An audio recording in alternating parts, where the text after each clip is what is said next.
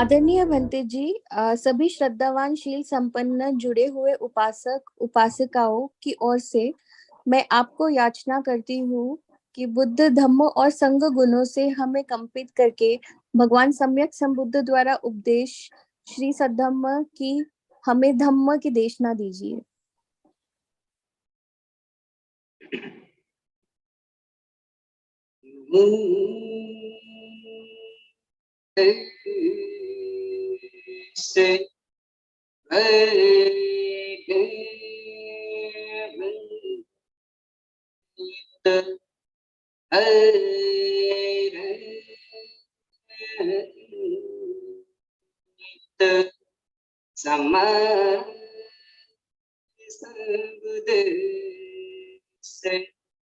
नमो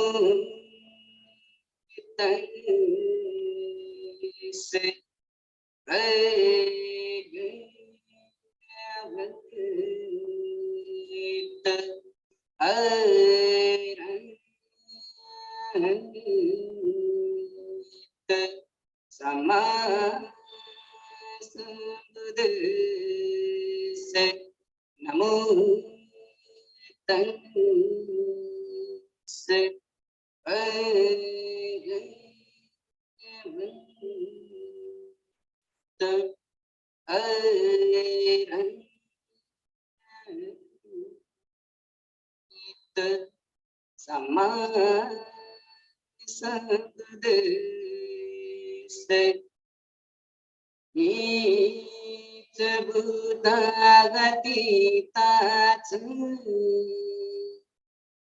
is बुद्धागनागता पजुपनाचै Buddha अहं वन्दामि सर्वदा is Dhamma गतिताच is धम्मा गनागता पजुपनाचै धम्मा अहं वन्दामि सर्वदा ये च संघागतीताच ये च संघागनागता पजुपनाच ये संघा अहं वन्दामि।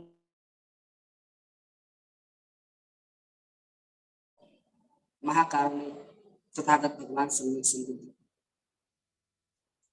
भगवान ने सुव्याख्या किया हुआ, सुस्पष्ट किया हुआ ऐसा सद्धर्म और ऐसे सद्धर्म पर चलने वाला भगवान का श्रावक संघ, ऐसे महान भगवान के श्रावक संघ, इन तीनों रत्नों को मेरा पंचांग प्रणाम।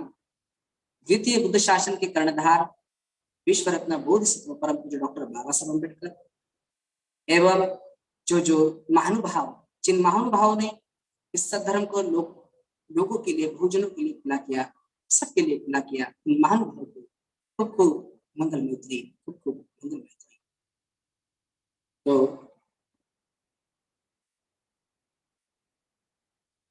सदगुरु सज्जन सन्माननीय, शांति किसे नहीं चाहिए? सभी तो अशांत है, सभी बेचैन है, सभी दुखिया है। किसी को किसी बात का दुख, किसी को किसी बात का दुख। आज किसी बात का दुख तो कल किसी दूसरी बात का दुख। बेचारा गृहस्थ किस कदर दुखों से संतप्त रहता है। अभाव में हो तो स्पष्टतया अभाव के कारण बड़ा दुखियारा है। जानता हूं कोई अभाव नहीं, घर में बहुत समृद्धि है, फिर भी सुख शांति तो नहीं, बड़ी बेचैनी, बड़े दुखी। गृहस्थ को सुख शांति चाहिए। सधर्म को तो जान ही रहे हैं, सधर्म को समझ ही रहे हैं, तो वो दुखियारा गृहस्थ तो किसी को नींद नहीं आती तो सोने की गोलियां लेकर सोते हैं। इन देशों में तनु सोने की गोलियां रोज बिकती है और हम देखते हैं अपनी हालत भी ऐसी होने लगी है। कितने लोग स्लीपिंग प्लेस लेकर सोते हैं, कितने लोग अलग अलग दवाइयां लेकर सोते हैं। धन है, समृद्धि है, सब कुछ है, पर शांति नहीं है। क्यों नहीं है? शांत होने के जो तरीके थे वो खो बैठे। भारत को बहुत बड़ा साम्राज्य, एक बड़ा आध्यात्मिक देश था, समृद्धशाली था, भौतिक में ही नहीं आध्यात्म में भी बड़ा समृद्धशाली था। जैसे आज भौतिक संपदा के लिए लोग पश्चिम के देशों की ओर देखते हैं, वैसे ही कभी भारत को भौतिक भौतिक संपदा के लिए नहीं, आध्यात्मिक संपदा के लिए भी बड़े सम्मान से देखा जाता था, क्योंकि देश में दोनों बातें थी, समृद्धि भी थी और आध्यात्मिक शांति भी थी। दोनों खो बैठे। भाग दौड़ शुरू हुई समृद्धि के लिए। अच्छी बात, समृद्धि चाहिए, गृहस्थ को तो समृद्धि चाहिए ही। देश कंगाल होता है तो देश सुखी नहीं रह सकता। धर्म में कंगाली नहीं सिखाना धर्म, लेकिन केवल भौतिक संपदा ही प्राप्त कर लेंगे और फिर रोज रोज कुछ कंज्यूम करेंगे, अलग अलग दवाइयां कंज्यूम करेंगे, तो संपदा हमारी क्या काम आई? अलग अलग दवाइयां लेनी पड़ेगी तो पश्चिम की तरह हम भी दुखियारी हो जाएंगे। भारत के पास यह आध्यात्मिक शांति का जो तरीका था उसे खो गए। वो जागे और वो केवल उपदेशों से नहीं जागता, वो केवल प्रवचनों से नहीं जागता, वो धर्म ग्रंथ से पढ़ने से नहीं जागता, वो चर्चा परिचर्चा से नहीं जागता। उसके लिए मेहनत करनी होती है, परिश्रम करना होता है, पुरुषार्थ करना होता है। बातें तो बहुत करते हैं आध्यात्म की, सारा देश अध्यात्म की बातों में कितना मशगूल है, लेकिन अध्यात्म जीवन में कैसे उतरे इसे भूल गए। और बड़ा कारण ये हुआ कि शिक्षा से अध्यात्म खोजे।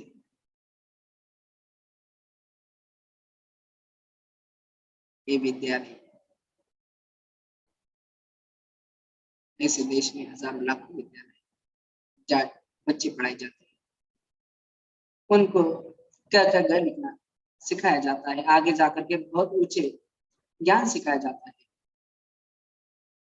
हर तरीके से बहुत उच्च शिक्षा दी जाती है और धर्म की शिक्षा नहीं दी जाती। देश का दुर्भाग्य हुआ, हम नहीं जानते इस विद्यालय में धर्म की कितनी शिक्षा दी जाती है, लेकिन जब जब जानते हैं, समझते हैं, तो बड़ा दुख होता है कि भारत की पाठशाला में धर्म को इसलिए दूर रखा गया कि हमारा देश धर्म निरपेक्ष देश है, सेक्युलर गवर्नमेंट है। तो सेक्युलर गवर्नमेंट है तो धर्म कैसे सिखाए? बड़ी भूल है। सरकार कभी धर्म निरपेक्ष नहीं हो सकती। कहना ये चाहते थे कि सरकार संप्रदाय निरपेक्ष है, किसी संप्रदाय की तरफदारी नहीं करेगी, किसी संप्रदाय को लोगों को बांधने का काम सरकार नहीं करेगी, किसी पंथ में बांधने का काम नहीं करेगी। धर्म निरपेक्ष नहीं, धर्म सापेक्ष। कठिनाई सबसे बड़ी ये हो गई हमारे देश की कि धर्म और संप्रदाय ये दोनों हमारे लिए पर्यायवाची शब्द। पिछले कई वर्षों से देख रहे हैं कि जहां किसी समुदाय से समाज में धर्म शब्द का प्रयोग करते हैं तो लोगों के कान खड़े होते हैं। यह आदमी अब कौन से धर्म की बात करेगा, हिंदू धर्म की बात करेगा कि बौद्ध धर्म की बात करेगा कि जैन धर्म की बात करेगा कि मुस्लिम धर्म की बात करेगा कि ईसाई की धर्म की कि सिख धर्म की कि पारसी धर्म की। बड़ा आश्चर्य होता है। क्या धर्म अपने आप में अकेला कुछ नहीं? क्या उसका कोई अस्तित्व ही नहीं? जो देश इतना धर्मवान था आज उस देश में हिंदू धर्म प्रधान हो गया, बौद्ध धर्म प्रधान हो गया, जैन धर्म प्रधान हो गया, मुस्लिम धर्म प्रधान हो गया, ईसाई धर्म, सिख धर्म, पारसी धर्म, यहूदी धर्म प्रधान हो गया। धर्म की जरूरत नहीं। बच्चे को बचपन से ये बात सिखाई जाती है, हिंदू परिवार में जन्मा है तो उसे सिखाया जाता है, देख तुझे कट्टर हिंदू बनना, कट्टर हिंदू बनना है, प्राण चले जाए लेकिन तेरा हिंदू धर्म न छूट जाए। मुस्लिम धर्म में जन्मा है तो बचपन से उसको सिखाया जाता है तुझे कट्टर मुसलमान बनना है, तेरे प्राण चले जाए लेकिन तू मुसलमान धर्म मत छोड़ देना। ऐसे ही जैन जैनी बनना चाहता है कट्टर, बौद्ध बौद्ध कट्टर बौद्ध बनना चाहता है, सिख कट्टर सिख बनना चाहता है। क्या हुआ इस देश में? कोई धार्मिक नहीं बनना चाहता, कोई नहीं कहता कि मैं कट्टर धार्मिक बनूंगा। बच्चों को नहीं सिखाया जाता कि मैं कट्टर धार्मिक बनना है, तो बड़ा कठिन है। कट्टर हिंदू बनना बड़ा आसान, कट्टर मुसलमान बनना बड़ा आसान, कट्टर सिख बनना ईसाई बनना बड़ा आसान है, कट्टर धार्मिक बनना बड़ा कठिन है। क्या धार्मिक हो? जिसके जीवन में धर्म उतर गया, जिसके व्यवहार में धर्म उतर गया, जिसकी चाल चरण में धर्म उतर गया, जिसका जीवन सदाचार से भर गया, जिसका जीवनशील सदाचार से भर गया, वह आदमी धार्मिक हो गया। वो अपने को मुसलमान कहे, जैन कहे, हिंदू कहे या बौद्ध कहे या ईसाई कहे, कुछ फर्क नहीं पड़ता। उसका जीवन कहता है कि एक व्यक्ति धार्मिक व्यक्ति है, एक व्यक्ति धर्मिष्ठ व्यक्ति है, ये शरीर और वाणी से कोई ऐसा दुष्कर्म नहीं करता जिससे अन्य प्राणियों की सुख शांति भंग हो जाए, ऐसा काम नहीं करेगा तो धर्मिष्ठ हो। वो हत्या नहीं करेगा, वो हत्या करेगा तो अन्य प्राणियों की सुख शांति भंग होगी। वो चोरी नहीं करेगा, वो चोरी करेगा तो अन्य प्राणियों की सुख शांति भंग होगी। वो व्यभिचार नहीं करेगा, व्यभिचार करेगा तो अन्य प्राणियों की सुख शांति भंग होगी। वो झूठ बोलेगा नहीं बोलेगा, वो झूठ बोलकर किसी को नहीं ठगेगा, कड़वी बात बोलकर किसी का जी नहीं दुखाएगा, वो चुगली का बात किसी का जी नहीं दुखाएगा, ऊपर निंदा की बात करके किसी की जी नहीं दुखाएगा, वो नशा पता करके किसी की हानि नहीं करेगा। तो धर्म मान, वो अपने को हिंदू कहता फिरे, अपने को बौद्ध या जैन कहता फिरे, ईसाई कहता फिरे, पारसी कैसा कहता फिरे, सिख कहता फिरे, नहीं फर्क पड़ता। अच्छा आदमी है, इसके चाल चलन अच्छा है, इसका व्यवहार अच्छा है, ये कोई ऐसा काम नहीं करता जिससे अन्य प्राणियों की सुख शांति भंग हो। ये बात हमें बचपन में सिखाई जाती थी। हमारी सारी पाठशालाएं गुरुकुल कहलाई थी। क्या गुरुकुल होता है? जहाँ सिखाने का गुरु होता है, गौरवपूर्ण व्यक्ति होता है, ऐसा व्यक्ति जिसके जीवन में धर्म समा गया, ऐसा व्यक्ति धर्म ही सिखाएगा। सारे बच्चे उसके कुल के बच्चे हैं। ऐसा ऋषि कुल होता था, ऐसा बुद्ध कुल होता था, ऐसा क्यों ऐसा आज नहीं हो सकता? क्यों धर्म को हिंदू धर्म कह के सिखाया जाए, क्यों धर्म को बौद्ध धर्म कह के सिखाया जाए, ईसाई धर्म या जैन धर्म, धर्म को धर्म कह के सिखाया जाए तो सरकार सेक्युलर रहे, हमारा क्या बिगड़ता है? अच्छी बात है, सरकार को सेक्युलर होना ही चाहिए, सरकार को संप्रदाय निरपेक्ष होना ही चाहिए। जो सरकार किसी एक संप्रदाय का पक्षपात लेने लगी, भाई बड़ी गई गुजरी सरकार है, वो देश का कल्याण नहीं कर सकेगी, वो समाज का कल्याण नहीं कर सकेगी, राष्ट्र का कल्याण नहीं कर सकेगी, लोगों में भेदभाव पैदा करेगी। तो सरकार को तो संप्रदाय निरपेक्ष होना ही चाहिए, धर्म निरपेक्ष नहीं, धर्म सापेक्ष होना चाहिए। और है धर्म सापेक्ष ही है, लेकिन पागलपन से शिक्षा में से क्यों निकाल दिया गया? यह बहुत बड़ी भूल होगी। सरकार का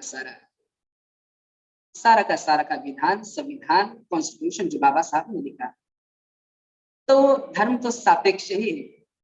पिनल कोड क्या कहता है? कोई व्यक्ति हत्या करता है तो सरकार उसे दंड देती है ना, कोई आदमी चोरी करता है तो सरकार उसे दंड देती है ना, कोई आदमी झूठ बोल के इसको ठगता है, सरकार उसे दंड देती है ना, कोई व्यभिचार करता है सरकार दंड देती है ना, कोई नशा पसा करके समाज की शांति भंग करता है, सरकार दंड देती है ना। तो धर्म सापेक्ष ही हुआ, धर्म निरपेक्ष कैसे हुआ? कठिनाई ये हो गई कि देश की बहुत बड़ा दुर्भाग्य हो गया कि धर्म और संप्रदाय इन दोनों का भेद भूल गए, एक ही मान लिया दोनों को। तो हिंदू बड़ा गर्व करता है कि मैं बड़ा हिंदू हूँ, मुसलमान बड़ा गर्व करता है मैं मुसलमान हूँ, बौद्ध बड़ा गर्व करता है कि मैं बौद्ध हूँ, जैन हूँ, सिख हूँ, तो ये गर्व नहीं करता कि मैं धार्मिक हूँ। सिखाया ही, हमें बांट दिया, हिंदू धर्म का अलग टुकड़ा, बौद्ध धर्म का अलग टुकड़ा, जैन धर्म का अलग टुकड़ा, ईसाई धर्म का अलग टुकड़ा। ऐसे ऐसे त्योहार मना लिया करो तो तुम इस संप्रदाय के व्यक्ति, ऐसे ऐसे त्योहार मनाने वाले इस संप्रदाय के व्यक्ति, ऐसे ऐसे व्रत उपवास करने वाले इस संप्रदाय के व्यक्ति, ऐसे ऐसे व्रत उपवास करने वाले इस संप्रदाय के व्यक्ति, ऐसे ऐसे पूजा पाठ करने वाले इस संप्रदाय के व्यक्ति, ऐसे ऐसे पूजा पाठ करने वाले उस संप्रदाय के व्यक्ति, ऐसा ऐसा कर्मकांड करने वाले इस संप्रदाय के व्यक्ति, ऐसे ऐसे कर्मकांड करने वाले उस संप्रदाय के व्यक्ति, ऐसी ऐसी वेशभूषा वाले इस संप्रदाय के व्यक्ति, ऐसी ऐसी वेशभूषा वाले उस संप्रदाय के व्यक्ति, ऐसी ऐसी दार्शनिक मान्यता वाले इस संप्रदाय के व्यक्ति, ऐसे ऐसी दार्शनिक मान्यता वाले उस संप्रदाय के व्यक्ति। अरे सारी बातों का धर्म से जरा सा भी संबंध नहीं, दूर परे का भी संबंध नहीं, और इसको हमने धर्म मान लिया। तो बच्चों को सचमुच क्या सिखाए? स्कूलों में बच्चों को यही सिखाना शुरू कर दे कि देख तुझे ऐसा पूजा पाठ करना चाहिए, तुझे ऐसे कर्मकांड करने चाहिए, तो हिंदू है तो ऐसी लंबी चोटी रखनी चाहिए, तो मुसलमान है तो ऐसी दाढ़ी लंबी दाढ़ी रखनी चाहिए, तू सिख है तो तुझे लंबे केस रखने चाहिए, तुझे ऐसे कपड़े, ऐसे व्यवहार, ऐसी बात जो बाहर बाहर से दिखावा है, तुझे ऐसा करना चाहिए, वैसा करना चाहिए। तो सचमुच हिंदू धर्म सिखा रहे हैं, बौद्ध धर्म सिखा रहे हैं, जैन धर्म सिखा रहे हैं, ईसाई धर्म सिखा रहे हैं, धर्म नहीं सिखा रहे। बच्चे को सिखाए कि मैं हत्या नहीं, तुझे चोरी नहीं करनी, तुझे व्यभिचार नहीं करना, तुझे झूठ नहीं बोलना है, कड़वी बात नहीं बोलनी है, चुगली की बात नहीं बोलनी है, पर निंदा की बात नहीं बोलनी है, तुझे नशा पता नहीं करना है। तो धर्म की बात हुई ना। वो अपने व्रत त्योहार जैसे चाहे जैसे मनाए, हिंदू हिंदू की मनाए, मुसलमान मुसलमान की मनाए, सिख सिख के बना, ऐसी पूजा पाठ करे वैसे पूजा पाठ करे, अपनी दार्शनिक मान्यता ऐसी माने वैसी माने, अपने मंदिर में जाए, मस्जिद में जाए, गुरुद्वारे में जाए, कहीं जाए। मूल बात तो धर्म की यही है कि शरीर और वाणी से कोई ऐसा काम नहीं करूंगा जो अन्य लोगों के सुख शांति भंग करता है। ये 5 बचपन से बच्चों को सिखा दे। को पाठशील कहा, आसान नहीं सिखाना, बचपन से हम बच्चों को देखो तुमने ये 5 शील पालने होंगे, बच्चा उसे याद कर लेगा। अभी छोटी उम्र है, मन बड़ा कोमल है। जो माँ बाप कहेंगे, पाठशाला में जो बात सुनाई जाएगी वो अच्छी लगेगी, उसे स्वीकार करेगा। लेकिन फिर देखेगा ये उपदेश देने वाले ये माँ बाप भी, चाहे मेरे स्कूल के टीचर भी, ये खुद तो पालन करते नहीं ना। एक व्यापारी अपने बच्चों को कहता है तुम्हें रोज सच बोलना चाहिए, झूठ मत बोलना। झूठ बोलने से बहुत पाप लगता है, बच्चे के मन पर बड़ी अच्छी छाप पड़ती है। झूठ नहीं बोलना चाहिए, बाप कहता है। और बाप की दुकान पर किसी छुट्टी के दिन बैठता है कि देखता है कि बाप सुबह से झूठ बोलना शुरू करता है, शाम तक झूठ ही बोले जाता है। तो बच्चा उसे देखता है कि हमें तो कहता है सच बोलो और ये तो झूठ ही बोलता है। माँ उसे कहती कि देख हमेशा सच बोला कर, झूठ नहीं बोलना। पड़ोसी का टेलीफोन आता है, तेरी माँ को बुला, फिर कहते उसको घर पे नहीं है। बच्चा उसकी मुंह की ओर देखता है, घर पे नहीं, घर पे है ना, घर पे कैसे नहीं, मैं कहती हूँ ना बहुत, घर पे नहीं। धीरे धीरे बच्चे जब बात समझ में आती है कि भाई ये पाठ तो अपनी जगह और करना अपनी जगह, धर्म अलग है कर्म अलग है। धर्म और कर्म के 2 कंपार्टमेंट है अलग अलग। धर्म की बात किया करो, धर्म की बातें किया करो, धर्म की बातें सुना करो, धर्म को पालन मत करो। पालन करोगे तो तुम सुखी कैसे होगे, तुम धनवान कैसे होगे, तुम्हारे घर में पैसा कैसे आएगा। बाप देखो कितना झूठ बोलता है, पैसा आता है ना उसके पास, तो झूठ नहीं बोलता तो पैसा नहीं आएगा ना, तो झूठ बोल। कर्म और उपदेश में सच। तो बचपन से बच्चे की समझ में आने लगता है एक कोरे उपदेश है जिनको पालन करना जरूरी नहीं। तो पहली बात यही है कि घर में माता पिता धर्म का पालन नहीं करेंगे और चाहेंगे कि हमारा बच्चा धर्मवान बन जाए, तो होने वाली बात नहीं।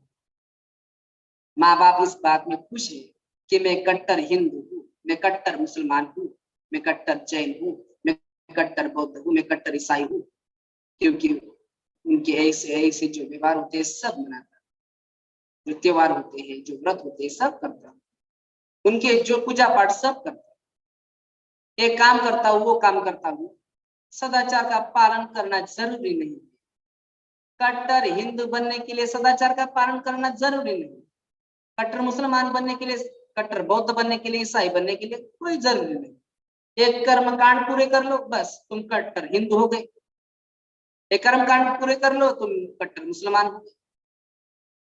ऐसे अपने बच्चों को धर्म सिखाएंगे, कैसे धर्म सिखाएंगे, कठिन बात हो गई ना। तो इस कठिन बात को कैसे सुधारें। अगर बच्चों को केवल उपदेश दे करके रह जाए तो बात बनती नहीं, उनके सामने एक उदाहरण होना चाहिए। स्कूल में टीचर कहते हैं कि देख तुम्हें गुस्सा नहीं करना चाहिए, और थोड़ी देर के बाद कोई पैर पिटती है गुस्से के मारे, तो बच्चा देखता है कि ये उपदेश तो दे दिया टीचर ने लेकिन गुस्सा नहीं करना चाहिए, तो खुद इतने पैर पिटती है गुस्से के मारे। अच्छा ये भी उपदेश की बात है, ये उपदेश की बात है, करने की बात नहीं, गुस्सा नहीं करना चाहिए। ये सारी बातें सिखाने वाले के जीवन में नहीं उतरेंगे तो बच्चों में कैसे उतरेंगे। तो पहले बात तो जिनको धर्म सिखाना, और क्यों सिखाना, शांति नहीं मिलेगी। बिना जीवन में धर्म उतरे हुए 1000 संपदा आ जाए, शांति नहीं आनी, सहूलियत खूब आ जाए, सीढ़ियों पर नहीं चढ़ना।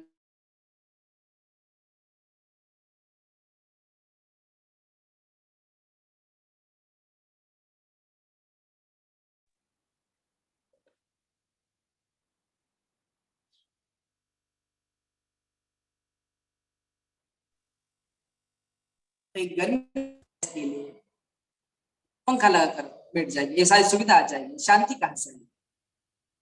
सुविधा में और शांति में जमीन आसमान का फर्क। सारी सुविधा होते हुए भी आदमी बेचैन रहता है, बड़ा बेचैन रहता है। ऐसा क्यों हो गया, ऐसा क्यों नहीं हुआ, ये मेरी मनचाही बात क्यों नहीं हुई, ये अनचाही बात क्यों हो गई। अरे सारे जीवन भर यही करता फिरे, मनचाही नहीं हुई, मेरी मनचाही नहीं हुई, उसने ऐसा क्यों कर दिया, उसने ऐसा क्यों कह दिया। दुखी दुखी है ना, क्योंकि इसका ही नहीं धर्म पालन करना। उपदेश बहुत सुन, उपदेश देता भी बहुत है, उपदेश सुनता भी बहुत है, पालन नहीं करता। कैसे करे, कैसे करने, करने की विद्या ही लुप्त हो गई, लुप्त हो गई। मन मन ही वश में ना हो तो कैसे पालन करे। एक शराबी आदमी नहीं चाहता कि उसका बच्चा शराबी बने, नहीं चाहता, क्योंकि वो जानता है शराब पीने के बाद कि मुझे लत लगी, मैं क्या करूँ, अपने बच्चे को बचाना चाहता है। एक जुआरी आदमी नहीं चाहता कि उसका बच्चा जुआ खेले, उसे दूर रखना चाहता है। एक व्यभिचारी व्यक्ति नहीं चाहता कि उसका बच्चा व्यभिचारी हो, तो दूर रखना चाहता है। व्यसनों से खुद नहीं निकल पाता, उन आसक्तियों से स्वयं नहीं निकल पाता, कैसे बच्चों को दूर रखेगा। तो ये विद्या पहले माँ बाप को सीखनी, स्कूल में पढ़ाने वाले अध्यापक अध्यापिकाओं को सीखनी होगी, अपने मन को कैसे वश में करें। जिसका मन वश में रहे वो बुद्धि के स्तर पर हजार समझता रहे कि हमको सदाचार का जीवन जीना है, हमको दुराचार का जीवन नहीं जीना।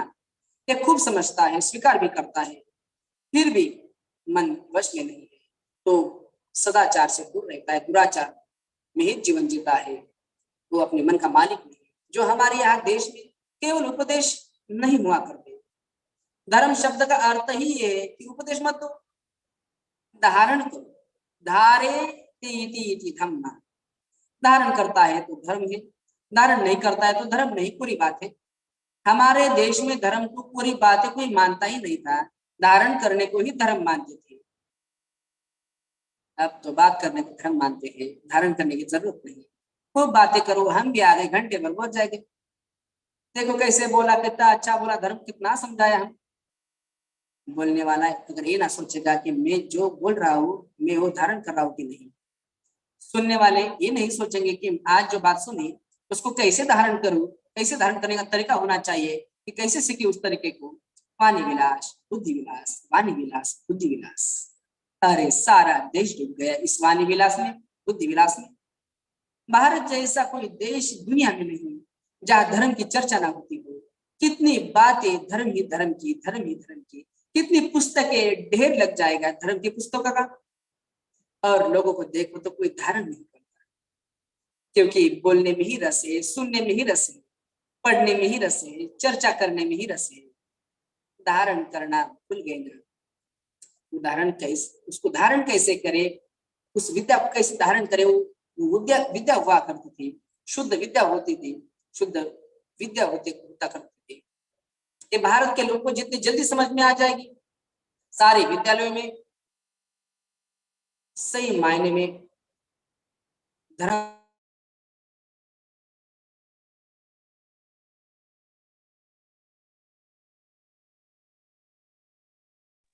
केवल उपदेशों की बात जीवन में कैसे, मन को कैसे वश में करें।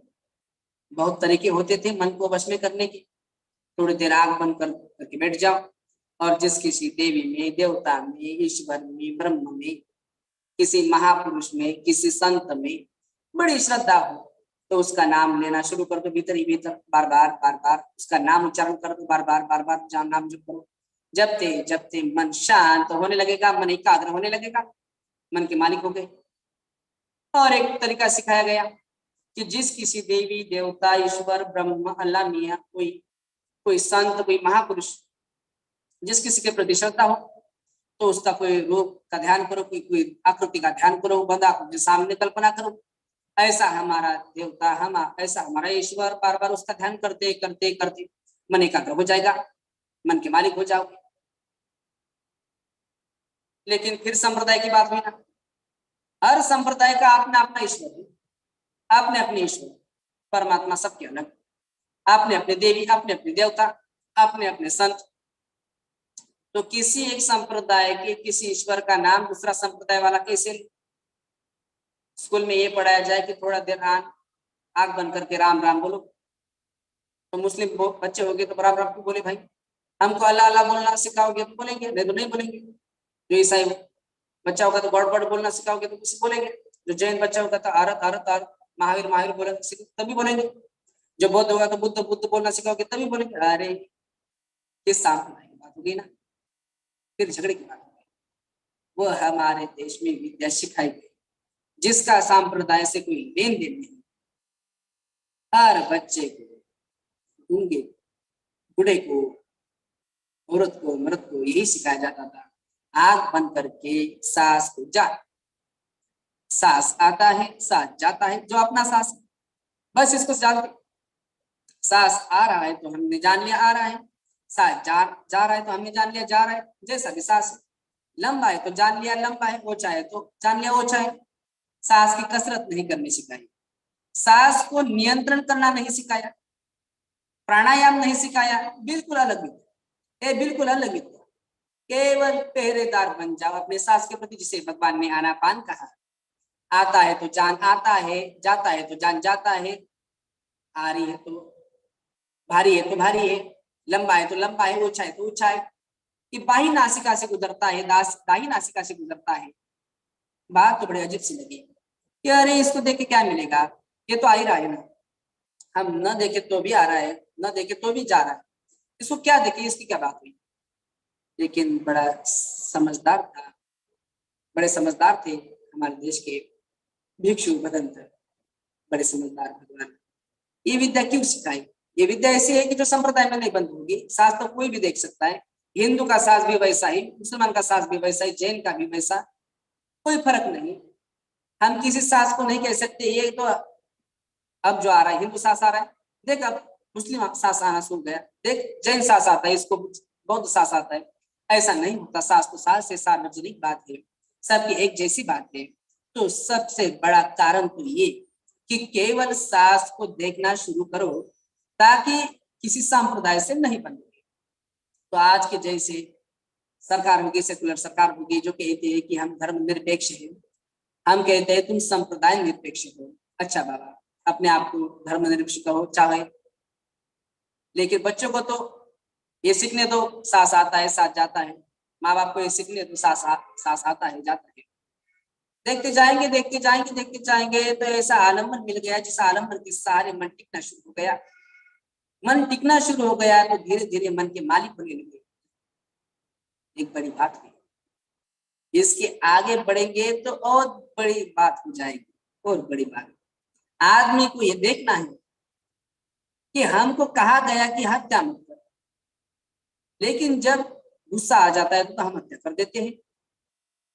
ये मूल बात है, तो हमको गुस्सा ना आए, हमें क्रोध ना जागे, हमें द्वेष ना जागे, हमें दुर्भावना ना जागे। हमको कहा गया कि चोरी मत कर, तो बड़ी एक अच्छी जागी, हमने लोग जागा, हमने चोरी कर ली। हमने कहा व्यभिचार मत कर, हमने वासना जागा ले, वासना जागी तो हमने व्यभिचार कर लिया। अरे मत कर तो सब कहते हैं, पर कैसे मत कर। अच्छा मन का मालिक भी हो गया तो भी क्या हुआ, भीतर से जो विकार जागा उस सिर पर ऐसा सवार हो गया कि मन की सारी मलकियत धरी रह गई, और हमको जो नहीं करना था वो करते रह गए। इसलिए हमारे देश के महापुरुषों ने, संतों ने, इसलिए हमारे महापुरुषों ने या भिक्षु भजंत ने जो अर्थ गुण हुए, या भगवान ने, सत्पुरुषों ने ये सिखाया कि मन को निर्मल करना सीख, केवल वश में करना नहीं, मन को निर्मल करना, उसमें विकार नहीं आए, आए तो जल्दी से जल्दी दूर हो जाए। कोई विकार तेरे सिर पर सवार ना हो, तुझे पागल ना बना दे। विकार कैसे दूर करे, तो उसके लिए देखना सिखाया कि विकार कहाँ जाता है। अरे देख तेरे भीतर मन में विकार कहाँ जागा, इतना ही देखना ही भूल गए ना। देखना ही, किसने हमें गाली दी, अब क्रोध कहाँ जागा ये नहीं देखते। गाली दी, हमारे लिए जिसने गाली दी वो प्रमुख हो गया, बार बार उसी का चिंतन करेंगे। देख उसने गाली दी, देख उसने गाली दी, बार बार उसका चिंतन करते हैं, मानो उस गाली को देखते हैं, गाली देने वाले को देखते हैं। तेरे भीतर क्रोध जागा, उसको नहीं देखता ना, क्योंकि देखना आता ही नहीं। कैसे क्रोध को सिर पर ऐसे भूत की तरह सवार कर दिया, कैसे देखे? जिसने गाली दी वो खुद दिखता है। किसने गाली दी? 5 बरस भी 10 बरस भी याद रखे, उसने गाली दी, उसने मेरा ऐसा किया था, मैं तो बदला लेकर ही रहूंगा, खूब याद रखता है। अरे भीतर तो क्रोध जागता है, उसको नहीं देख पाया ना, तुझे पता ही नहीं कैसे क्रोध जाग गया। तेरे भीतर वासना जागी, पता ही नहीं लगा कैसे वासना जागी, सवार हो गई। तेरे अंदर भय जागा, भय भी सवार हो गया। तेरे अंदर जो भी विकार जागा, तेरे सिर पर सवार हो गया। तो तूने कहा देखा? तो देश के संतों ने, ऋषियों ने, महापुरुषों ने उसे देखना सिखाया, उसे देखने के लिए सांस देखना सिखाया। जो आदमी अपना सांस देखना शुरू कर देता है, शुद्ध सांस, उसके साथ कोई शब्द ना जुड़े, उसके साथ कोई रूप आकृति ना जुड़ेगा, एक वैज्ञानिक की तरह अपने भीतर ये माइंड और मैटर इनका इंटरेक्शन कैसे होता है, माइंड कैसे काम करता है, कैसे बॉडी पर उसका इन्फ्लुएंस होता है, कैसे इन्फ्लुएंस होने पर माइंड फिर रिएक्ट करता है, ये सारा का करंट और अंडर करंट रिएक्शन उसको देख करके अपने विकारों से मुक्ति पा सकता है। सांस देखेगा, शुद्ध सांस देखेगा, तो बड़ी जल्दी इस बात को समझ में आएगी कि जब जब मेरे मन में कोई विकार जागता है, क्रोध जागता है, कोई क्रोध जागे कि द्वेष जागे कि ईर्ष्या जागे, भय जागे कि वासना जागे कि अहंकार जागे, कोई भी विकार जागे, सांस अपने स्वाभाविकता खो दे। सांस अपनी स्वाभाविक रह ही नहीं सकता, खो देगा, तेज हो जाएगा, भारी हो जाएगा, और जैसे विकार दूर हुआ, सांस फिर वैसा का वैसा स्वाभाविक हो गया। अरे ये तो इन विकारों का मेरे सांस से गहरा संबंध है। इसलिए भगवान ने सांस का दर्शन करना सिखाया कि सांस को देखना सीख। सांस को देखते देखते अपने मन को देखने लगेगा, और मन को देखते देखते मन के विकारों को देखने लगेगा, और जब देखने लगेगा तो भीतर से जागेगा।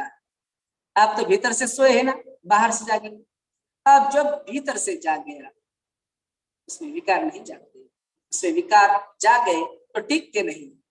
जिस घर का मालिक सोया है, उस घर में चोर नहीं आते।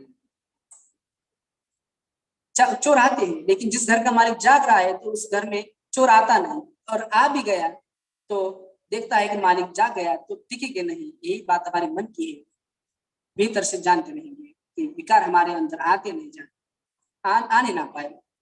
अगर आ भी गए तो उनको भागना पड़े। बस ये विद्या, किसी विद्या को पुरानी भाषा में पसना कहते थे। पसना माने देखना, साक्षी भाव से देखना, तटस्थ भाव से देखना, भोक्ता भाव से देखना। पसना, गुस्सा आया तो उसे भोगने लगे तो गुस्से को और बढ़ाएंगे। गुस्सा आया तो साक्षी भाव से देखेंगे, अच्छा भाई गुस्सा आया, तो तुझे भी देखते तू कब तक रहता है, तुझे भी देखते कि तू कब तक रहता है, देखे तो तुझे। तो देख, गुस्सा आया तो हमारे शरीर पर क्या होने लगा, तो देखेगा शरीर पर धड़कन बढ़ गई, तनाव बढ़ गया, और देखेगा कि और होठ कांपने लगे, हाथ कांपने लगे, मुंह लाल होने लगा। अरे क्या होने लगा, सांस तेज हो गया। उसको भी देख, इसको भी देखता है। अरे देखते देखते गुस्सा ठंडा हो गया, भाग गया। चोर को देख लिया ना, चोर घर में आ गया, उसको देख लिया, वो टिकेगा नहीं, उसको भागना ही पड़ेगा। तो भाई ये जागृति, भीतर की जागृति, ये नहीं आएंगे तो विकारों से छुटकारा नहीं होगा, और विकारों से छुटकारा नहीं होगा तो मन को 1000 कंट्रोल करेगा कि बार बार ये विकार जाग करके सारा कंट्रोल तोड़ देगा, हमारा धरा रह जाएगा, हमारा कंट्रोल काम नहीं आएगा, और सदाचार का जीवन नहीं जी सकेंगे, चाहे तो भी जी नहीं पाएंगे। तो पहली बात धर्म की ये कि शील सदाचार का जीवन जी। दूसरी बात ये कि शील सदाचार का जीवन जीने के लिए मन को वश में करना सीखे। और तीसरी बात, मन को सही ढंग से वश में करने के लिए मन को निर्मल करना सीखे, उसके विकार दूर करें। सांस को देखते देखते अपना सारा शरीर में क्या हो रहा है इसका दर्शन होने लगेगा, अपने चित्त में क्या हो रहा है इसका दर्शन होने लगेगा। जब और आगे बढ़ जाता है आदमी इस साधना को लेकर के, एक वैज्ञानिक की तरह देख रहा है, जैसे रिसर्च स्कॉलर, एक साइंटिस्ट रिसर्च का होता है, वो देखता है कि ये क्या प्रपंच है, ये क्या फिनोमेना है, हमारे माइंड और मैटर में क्या होता है। तो देखता है जैसे बाहर से किसी ने अप्रिय बात कह दी, कोई अप्रिय काम कह दिया, कर दिया, तो बड़ा बुरा लगा, तो बड़ा विकार जगाया। अब क्या हुआ, तो विकार जगाते ही शरीर में एक बायोकेमिकल रिएक्शन हो गया, गर्मी बढ़ी कि धड़कन बढ़ी कि कोई ऐसा प्रभाव चला, केमिकल प्रभाव चला हमारे रक्त के साथ, हम बड़े व्याकुल हुए, और जितने व्याकुल हुए उतना विकार बढ़ाया हमने। अब हमको गुस्सा आया, किसने गाली दी, वो तो बाहर की घटना हुई, हमारे भीतर क्या होने लगा, उसने गाली दी, हमको बुरा लगा, बुरा लगते ही हमने विकार जगाया, क्रोध जगाया, क्रोध जगाते ही हमारे भीतर ऐसे बायोकेमिकल रिएक्शन होना शुरू हो गया कि हमारे रक्त की ध्वनि, रक्त की शिराओं में रक्त के साथ साथ ऐसा एक केमिकल बहने लगा, पुरानी भाषा में उसको कहते थे आश्रव बहने लगा, कुछ बहने लगा हमारे शरीर में, कुछ बहने लगा। वो क्या बहने लगा, जो बहने लगा उसने तो और व्याकुल बनाया। हमने क्रोध किया तो इस तरह केमिकल बहने लगा कि हमने हमें बहुत व्याकुल बनाया। क्रोध नहीं करे और व्याकुल ना हो, असंभव बात है। कोई आदमी क्रोध करे और कहे कि मुझको बड़ी शांति मालूम होती, बड़ा सुख होता है, क्रोध भी जागा और देख देख कितना सुख मालूम होता है, देख मैं अब दुखी नहीं हो सकता, तो क्रोध जागेगा तो तेरे भीतर ऐसे केमिकल बहेंगे कि तुझे व्याकुल बना ही देगा। हिंदू है तो भी बनाएगा, तू मुसलमान है तो भी बनाएगा, तू जैन है, बौद्ध है, ईसाई है। कुदरत इस बात को नहीं देखती, प्रकृति इस बात को नहीं देखती कि इस आदमी ने अपने माथे पर क्या नाम लिख रखा है। हिंदू का बिल्ला रखा है कि मुसलमान का बिल्ला है, कि सिख का बिल्ला, कि ब्राह्मण का, कि शूद्र का क्या बिल्ला रखा है, कुछ नहीं देखती। क्रोध जगाए ना, तुरंत दंड देगी। क्रोध जगाते ही ऐसा बायोकेमिकल रिएक्शन शुरू होगा, व्याकुल हो जाएगा। अब पागलपन शुरू हो गया, जैसे वो बायोकेमिकल हमारे अंदर होने लगा और व्याकुल हुए, तुमने और क्रोध जगाया, और क्रोध जगाया, और बायोकेमिकल बहने लगा, और बड़ा हमने और बड़ा, ऐसे ही सर्कल चल पड़ा, ऐसे ही चक्र विष चक्र चल पड़ा। घंटों क्रोध ही क्रोध करते चले जाएंगे। जिस आदमी ने गाली दी उसने तो एक बार गाली दी और चला भी गया, वो तो भूल गया होगा, हम नहीं भूलते ना। हम क्या करते हैं, उसने तो हमको एक बार व्याकुल बनाने के लिए गाली दी, हम एक बार भी व्याकुल हुए, ये भी अपनी मूर्खता थी। एक बार तो व्याकुल हो गए, अब घंटों व्याकुल रहे, दिनों व्याकुल रहेंगे, परसों व्याकुल रहेंगे। तब गाली दी थी, ऐसा अपमान किया था, जन्म भर नहीं भूलूंगा, जन्म भर नहीं भूलूंगा। किस पर एहसान करता है, जन्म भर नहीं भूलता है, कैसे व्याकुल रहेगा, फिर क्या रहेगा, उस पर होश नहीं है ना, उस अपने अंदर देखता नहीं। चार्जर चार्जर घड़ी, चार्जर घड़ी रात करके क्रोध जगाता हूँ, तब तब ऐसा बायोकेमिकल, ऐसा एक आश्रम अपने भीतर बहाने लगता हूँ, ऐसा एक केमिकल बहाने लगता हूँ कि और क्रोध जागता है, और क्रोध जागता है, और क्रोध जागता है, और आश्रम बहता, घंटों व्याकुल रहता हूँ। ऐसी वासना जागती, किसी व्यक्ति को देख करके वासना जागी, वासना जागती, ऐसा बायोकेमिकल हमारे अंडर रिएक्शन हमारे अंदर शुरू हो जाएगा, ऐसा आश्रम बहने लगेगा, और वासना जागेगी, और वासना जागेगी, बायोकेमिकल जागेगा, और बायोकेमिकल जागेगा, और वासना जागेगी। आश्रम जाग रहा है और विकार जाग रहा है, विकार जाग रहा है, आश्रम जाग रहा है, हम व्याकुल ही व्याकुल होते चले जाएंगे। कोई विकार ऐसा नहीं है कि जिसका हमारे शरीर पर असर न पड़े, जिसकी वजह से कोई केमिकल रिएक्शन हमारे अंदर ना होने लगे। एक कुदरत के बने बनाए नियम ये सब पर लागू होते हैं। हमारे देश के बड़े बड़े ऋषि, इसलिए ऋषि कहेंगे जिन्होंने विद का दर्शन किया, वे ऋषि कहते हैं। कुदरत का कानून क्या है, जिसे ऋत कहते हैं, ऐसी ऋतम भरा प्रज्ञा, जो ऋत को जानते हैं, जो कुदरत के कानून को जानते हैं, लॉ को जानते हैं, ऐसे भगवान नेचर को जानते हैं, ऐसा ऐसा होगा तो ये परिणाम आएगा। जो हिस्से का हाइड्रोजन तो एक हिस्से का ऑक्सीजन मिलेगा तो पानी बन ही जाएगा। इसमें हिंदू बनने की क्या बात, इसमें बौद्ध बनने की क्या बात, इसमें जैन बनने की, ईसाई बनने की, रहे ना, हिंदू अपना हिंदू रहे, बौद्ध अपना बौद्ध रहे, और ऑक्सीजन और हाइड्रोजन मिलेगा तो पानी बन ही जाएगा। ऐसे हमने कोई विकार जगाया, केमिकल जागा, तो हम तो व्याकुल हो ही जाएंगे, चाहे हिंदू रहे या बौद्ध रहे या जैन रहे।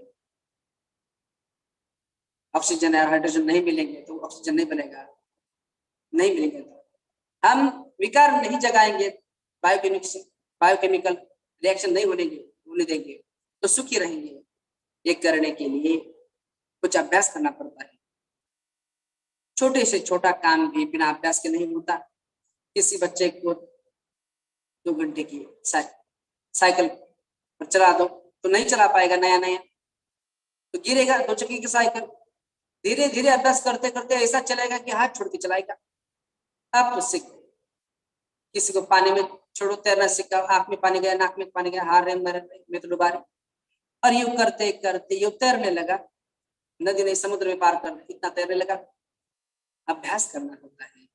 अरे मन को विकारों से मुक्त करना है और भीतर सही सुख शांति प्राप्त करनी है, तो उसको किसी की कृपा से नहीं होगी, गुरु महाराज की कृपा से नहीं होगी, अल्लाह मियां की कृपा से नहीं होगी। हमको कुछ नहीं करना, हम कुछ नहीं करते तो भाई कोरे के कोरे रह जाएंगे, कुछ नहीं होगा प्राप्त, कुछ नहीं होगा।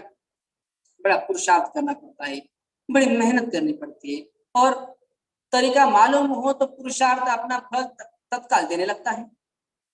स्कूलों में बच्चों को केवल पहला पाठ सिखाया साधना का कि तुम केवल सांस देखना सीखो। सुबह शाम बच्चे थोड़ी देर 10-15 मिनट केवल सांस देखना सीखे। 2-4-6 महीने में रिजल्ट आने लगेगा तो बच्चे में बड़ा परिवर्तन आने लगा। उनके माता पिता देखने लगे, हमारे माता पिता देखने, हमारे बच्चों में बड़ा परिवर्तन आया केवल सांस देखने का।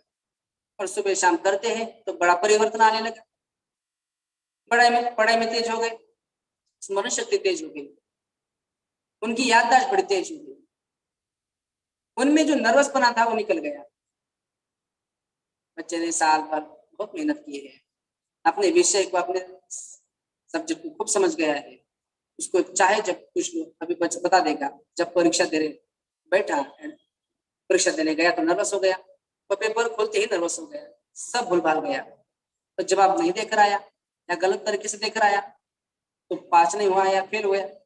पास भी हुआ तो बहुत कम नंबर से पास हुआ। क्यों भाई, पढ़ाई तो बहुत ठीक की थी। तो कमी क्या रह गई थी कि उस बेचारे को नर्वस नहीं होना चाहिए, ये सिखाया नहीं गया। कहने को तो सबने कहा कि नर्वस मत हो जाना, परीक्षा को जाना है, नर्वस मत हो जाना, अरे मत हो जाना तो सबने कहा, लेकिन सिखाया नहीं ना किसी ने। उसी बच्चों को सिखाया जाए कि तुम रोज सुबह शाम 10-10 मिनट सांस को देखते हो ना, पर्चा खोलने से पहले आप खोले ही थोड़ी देर अपनी सांस को देखो, 5 मिनट देखो बस, फिर पर्चा खोलो। जरा सा नर्वसपना का नामो निशान नहीं रहेगा। वो जो भूल गए थे वो सारी याद आ जाएगी। बहुत अच्छा परीक्षा करके आएगा तो अच्छा रिजल्ट आने लगेगा। अरे जीवन में भी तो जो हमारे भीतर हीन भावना होती है, हमको कितना नर्वस बनाती है। बहुत पढ़ लिख गया, एमए कर ली, डॉक्टरेट कर ली, ये कर ली, वो कर ली, हीन भावना नहीं निकली। किसी बड़े आदमी के पास जाता है तो भीतर हीन भावना निकलनी चाहिए ना, उसका नर्वसपना निकलना चाहिए ना। और इतनी बड़ी विद्या हमारे देश के पास, जो इन सारी हीन भावना को निकाल कर भेज दिए, बचपन से सिखाई जानी चाहिए ना। तो देखा जिन जिन स्कूलों में बड़े उत्साह से हमारे इन साधना के भिक्षुओं ने जाकर आनापान उत्साह के मारे सिखाकर, किसी अध्यापक ने साधना की नहीं, उस स्कूल के किसी मैनेजमेंट के आदमी ने साधना की नहीं, थे बच्चे बेचारे 2-4 महीने तो करते रहे, फिर छोड़ छाड़ दिया। कोई करता ही नहीं ना, हम क्यों करें, कोई करता ही नहीं, हम क्यों करें। और जिस स्कूल के टीचर भी साधना करने वाले हो, उसके मैनेजमेंट के लोग भी साधना करने वाले हो, और उस परिवार के माता पिता भी साधना करने वाले हो, तो हम देखते हैं कि उन बच्चों का कितना बड़ा उद्धार होने लगा, कितनी उन्नति होने लगी। हर क्षेत्र में, अध्यात्म में जहाँ आदमी सारे क्षेत्र में उन्नति, आध्यात्मिक में कमजोर है, विकारों से भरा हुआ है, दुखी होगा, तो बचपन से ही ये विद्या सिखानी चाहिए। कोई भी, किसी भी संप्रदाय का व्यक्ति कोई भी कर सकता है, बिल्कुल सेक्युलर है, कोई भी कर सकता है, धर्म की बात है। ये किसी संप्रदाय के साथ नहीं जुड़ी हुई। सांस देखना है भाई, ऐसा आनापान कहते हैं। भीतर शरीर और चित्त पर क्या होने लगा इसको देखना है, ताकि हम विकारों से मुक्त हो जाए। काम ये करना है कि इसे हिंदूपना क्या करेगा, बौद्धपना क्या करेगा। रहे हिंदू अपना हिंदू, बौद्ध बौद्ध रहे, जैन जैन रहे, अपने व्रत उपवास उसी तरह मनाते रहे, उसी तरह करते रहे। जो मान्यता है, दार्शनिक मान्यता है, उनको माने या ना माने, लेकिन काम तो साधना करे, मन को वश में करना सीखे, मन को निर्मल करना सीखे। तो बच्चों में ये बात जाननी बहुत जरूरी है। संविधान है भारत का 2000 वर्ष पुरानी बात। कोई बाहर से कोई विदेशी इस देश में घूमने के लिए आया और सारे देश की यात्रा करते हुए उसने देखा कि पनघट पे जाकर के देखता है कि यहाँ की औरतें अपने आप में क्या बातें करती, देखता है देखता है कि बातें ही करती है कि तेरी साधना कैसी चल रही है रे, कहाँ तक अनुभव हुई तुझे, कैसी अनुभूति हुई। शाम को चौपाल में चले जाता है, वहां बूढ़े बूढ़े गप लगाते हैं, तो वहां देख के सुनता है क्या बातें करते हैं। तो कहते वही बातें करते, तेरी साधना कैसी हो रही है, तुझे क्या कठिनाई आई, क्या साधना में कठिनाई आई, क्या लाभ हो रहा है। सारे देश में यही चर्चा है। और कहता है, लिखता है कि जिस घर में चला जाओ उस घर में 1 दिन 2 दिन में मेहमान रहो, मालिक नहीं। घर के नौकर चाकर भी, दास दासी भी और घर के बच्चे भी सब सुबह शाम बैठकर विपश्यना साधना करते हैं, समाधि का अभ्यास करते हैं, शील समाधि प्रज्ञा का अभ्यास करते हैं। उस समय ऐसा देश, उसकी समृद्धि को ठिकाना नहीं, इतनी शांति। आज तो पश्चिम को इसलिए देखते हैं कि उसके पास समृद्धि है, शांति नहीं। कभी भारत को लोग इसलिए देखते थे कि समृद्धि भी है और शांति भी है। ऐसा भारत बनने के लिए नई पीढ़ी को धर्म देना होगा। कोई सांप्रदायिक धर्म नहीं, कोई पंथवादी धर्म नहीं। तो शरीर और वाणी से दुष्कर्म करना छोड़ दे, उनको अपने मन को उनको सिखाना है। शुद्ध सांस के सहारे मन को वश में करना सीखे, उनको अपने मन को निर्मल करना सिखाना है और अपने शरीर और चित्त को दृष्टा भाव से देखते देखते विकारों से मुक्त होना सीखता है। बड़ी विद्या उनको प्राप्त हो गई, बहुत बड़ी आध्यात्मिक विद्या प्राप्त हो गई, बड़ा कल्याण हो गया। लेकिन बच्चों में ये बात फैलाने के पहले फिर एक बात कहूंगा, रास्ता है